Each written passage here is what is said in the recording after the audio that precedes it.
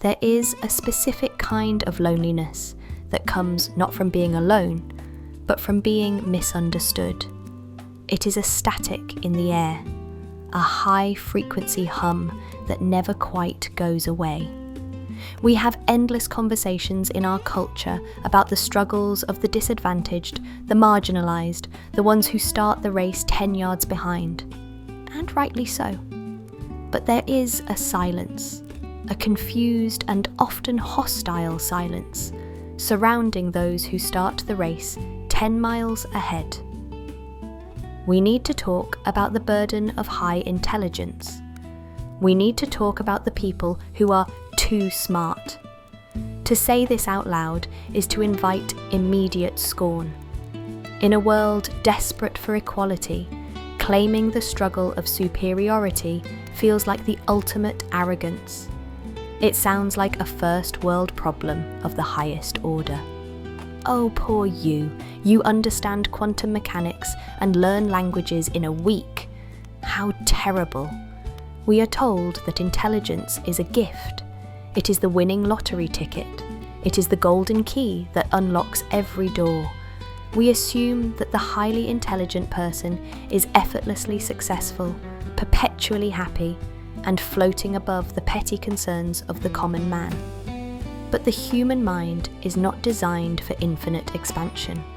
The human mind is a biological machine evolved for survival on the savannah, not for the relentless high-resolution simulation of every possible variable in the universe. For the person who is truly, deeply, anomalously intelligent, the world is not a playground.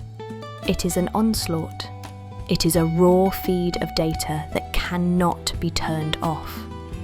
We need to validate the experience of the mind that runs hot, the CPU that is overclocked to the point of melting the motherboard. We need to talk about the exhaustion of seeing everything, all the time, in agonizing detail. For the average person, life is a series of events. Things happen, you react, you move on. There is a blessed fog that covers the mechanics of reality. You get on a plane and you think about your vacation.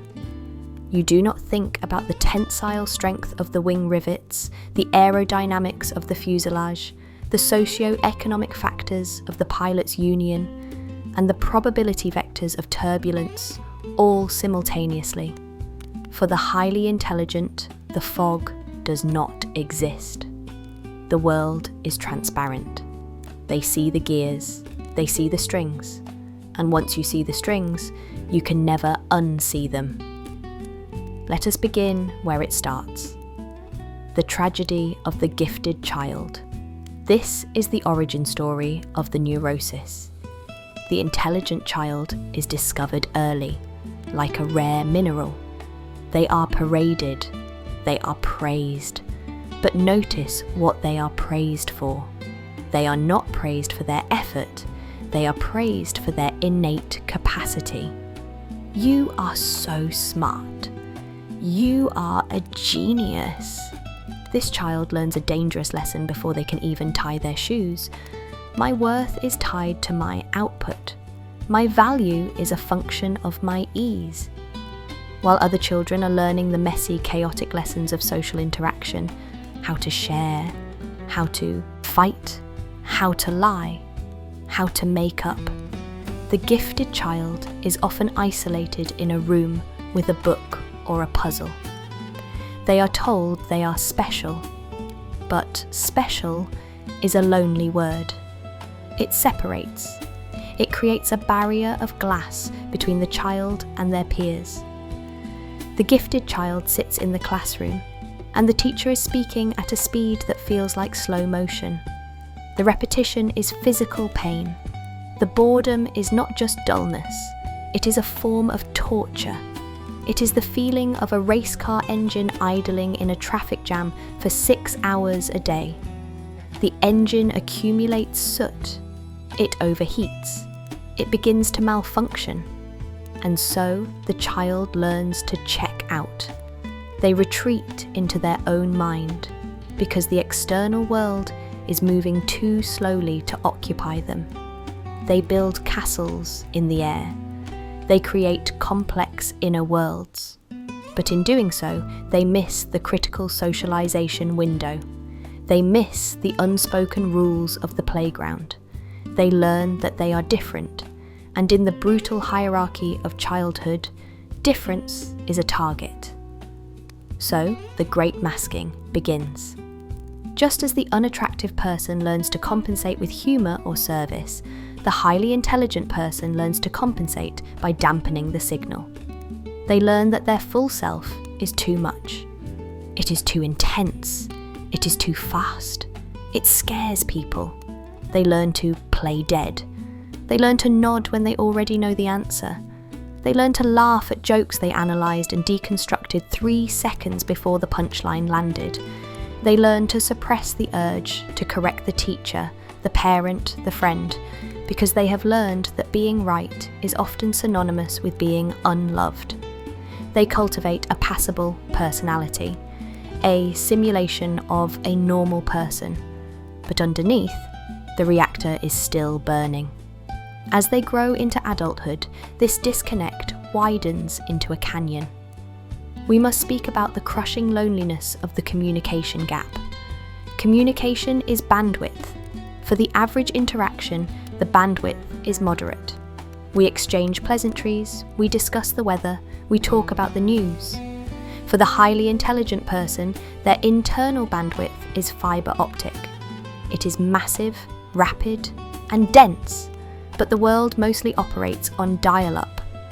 Imagine trying to download the entire Library of Congress through a 1990s modem. That is what it feels like for a highly intelligent person to try and convey their thoughts to the average listener. They have to compress their data. They have to strip away the nuance, the caveats, the interconnected web of context that makes the thought complete.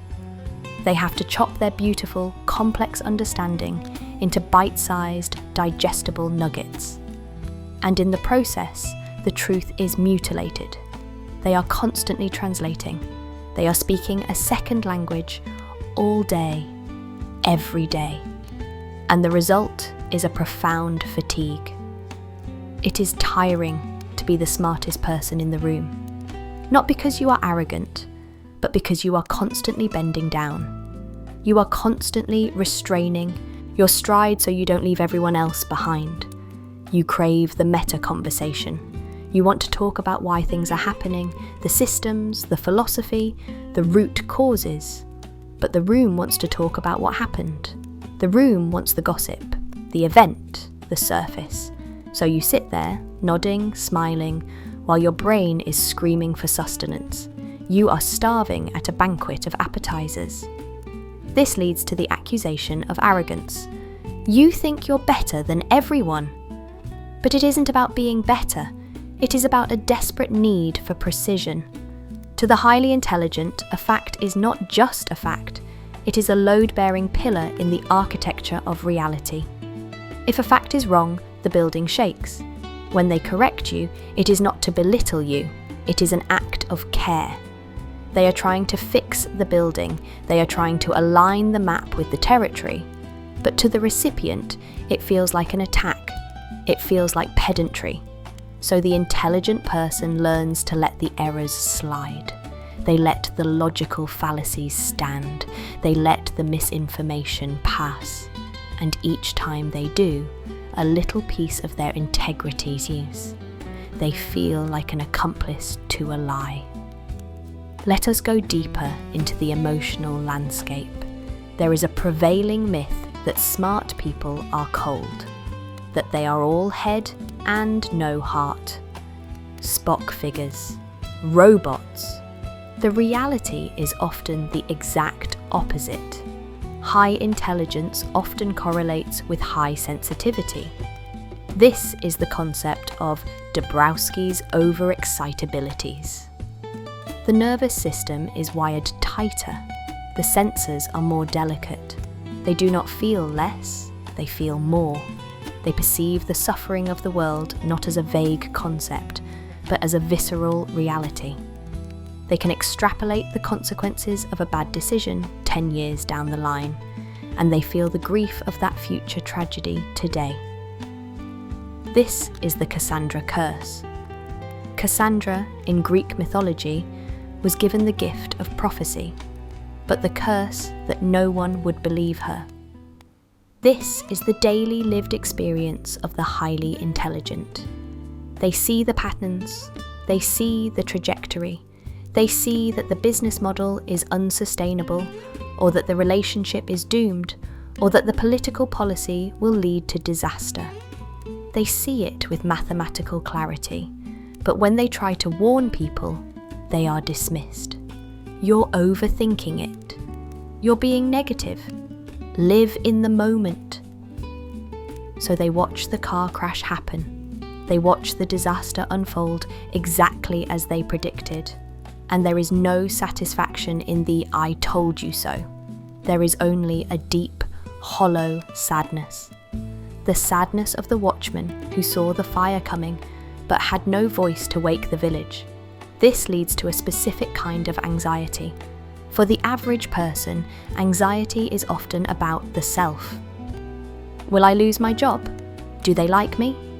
For the highly intelligent, anxiety is often existential. It is cosmic. They stare at the ceiling at 3 a.m. and they are not worrying about their taxes. They are worrying about entropy. They are worrying about the heat death of the universe. They are worrying about the inherent lack of objective meaning in a chaotic cosmos. Intelligence strips away the comforting illusions. It tears down the fairy tales. It dissects religion, tradition, and nationalism and reveals them to be social constructs. And when you strip away the illusions, what is left? The void. The intelligent person has to stare into the abyss without blinking. They have to construct a reason to live in a universe that they know, intellectually, is indifferent to their existence. This is why we see such high rates of depression among the gifted. It is not a chemical malfunction, it is a rational response to a hyper-awareness of reality. As Hemingway said, "Happiness in intelligent people is the rarest thing I know." How can you be happy when you are acutely aware of every injustice, every inefficiency, every impending tragedy in the radius of the globe? Ignorance truly is bliss, because ignorance functions as a filter. Intelligence tears the filter away. And then there is the paralysis of potential, the curse of the multi-potentialite. When you are smart, you are told you can do anything. You can be a doctor, a writer, a physicist, an artist. You have the raw processing power to master almost any domain, but can do anything often feels like must do everything. Every choice is a renunciation. If you choose to be a doctor, you are killing the physicist inside you. If you choose to be a writer, you are mourning the engineer. The average person might have 1 or 2 clear paths. The intelligent person has 1,000, and standing in front of those 1,000 doors is paralysing. They are terrified of picking the wrong one. They are terrified of closing off options, so they often stand in the hallway motionless. They stagnate. They float. They become the gifted kid who never did anything with their life. The 30-year-old barista who reads Kierkegaard on their break and hates themselves for it. They are crushed by the weight of their own potential. Every day they are not changing the world feels like a failure. They carry a debt to the universe that they never signed for. You have such a gift, people say, which implies you owe us something huge. Let's talk about the professional world. The workplace is often a theatre of frustration for the highly intelligent. Corporate structures are designed for the median. They are designed for compliance, for process, for incremental movement. They are not designed for the quantum leaps that the intelligent mind craves. The intelligent employee sees the inefficiency immediately. They see the redundancy.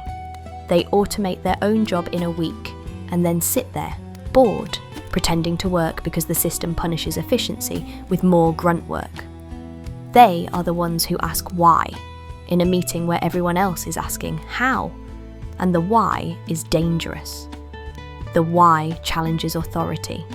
The why suggests that the boss might be wrong, so they are often labelled as difficult. Not a team player. Disruptive. They watch less competent people get promoted because those people play the political game, a game the intelligent person often finds trivial and repulsive. They value competence above all else, and they cannot understand why the world rewards charisma over capability. They retreat. They become the ghost in the machine. They do the work, they take the paycheck, but they check their soul at the door. They save their real energy for their hobbies, for the late-night deep dives into obscure Wikipedia rabbit holes, for the things that actually feed the hunger. And what of love? What of the romantic life of the outlier? It is a statistical nightmare. If you are 1 in a million in terms of intelligence, that means your pool of truly compatible partners, people who can meet you at your level, challenge you, understand your shorthand, is microscopically small. You go on dates and it feels like an interview. You are scanning for a spark of recognition. You are looking for someone who doesn't just tolerate your intensity, but craves it. But often you settle for the project. You find someone who is kind, perhaps not your intellectual equal, but you think, I can teach them, I can mould them. This is a disaster. It breeds resentment.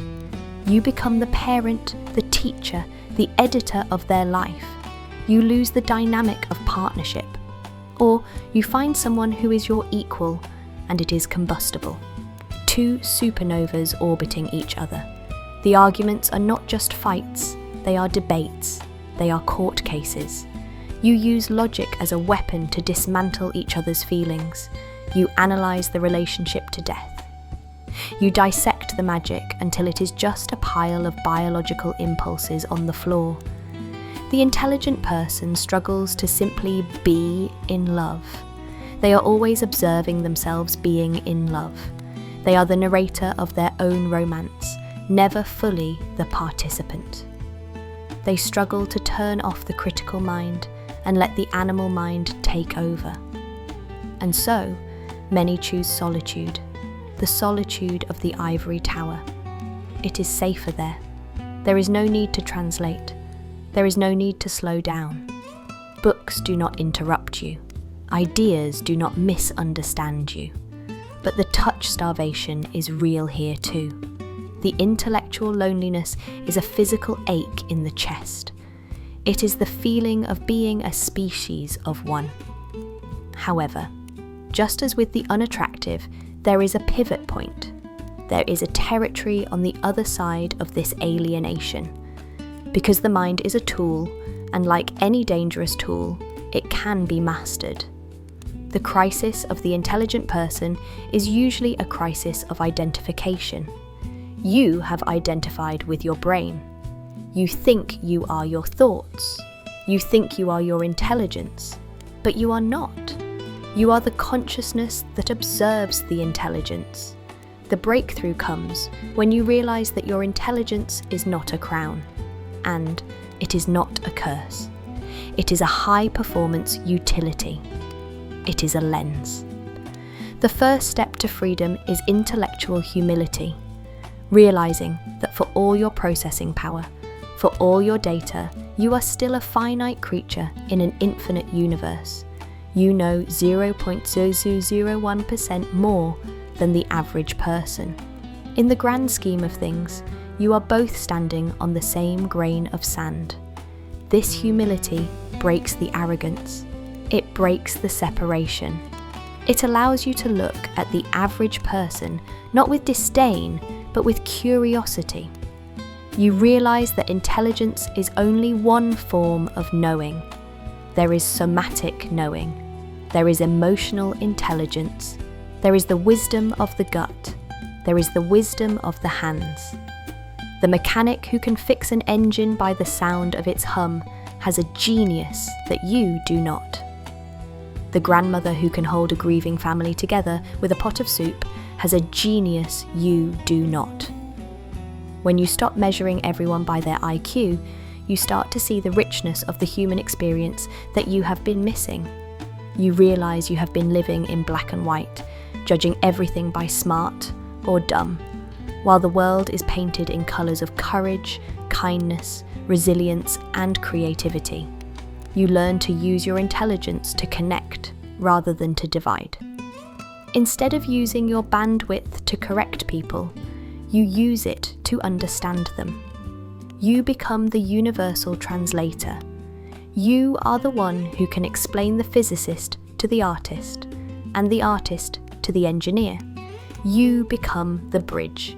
You use your high-resolution empathy to see the pain behind the anger, the fear behind the ignorance. You stop judging the error and start understanding the cause, and you find your tribe. They are out there, the other deep-sea divers.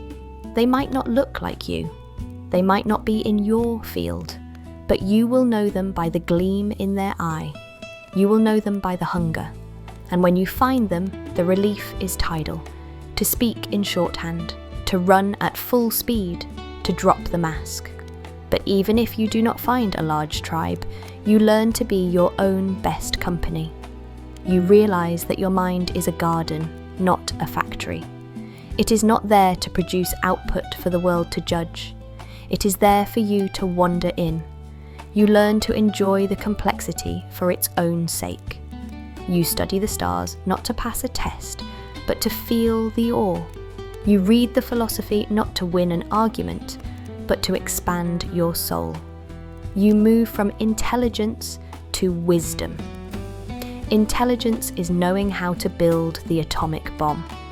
Wisdom is knowing not to use it. Intelligence is a knife. Wisdom is the hand that holds it. The too smart person eventually learns that the goal of life is not to be the smartest person in the graveyard. The goal is to be a human being. You learn to turn the dial down manually. You learn the discipline of silence. You learn to sit on the porch and watch the rain without analysing the precipitation cycles. You learn to just watch the rain. And you realise that the stupid things, the small talk, the silly rituals, the inefficient traditions, they are the glue that holds the tribe together. They are not about information.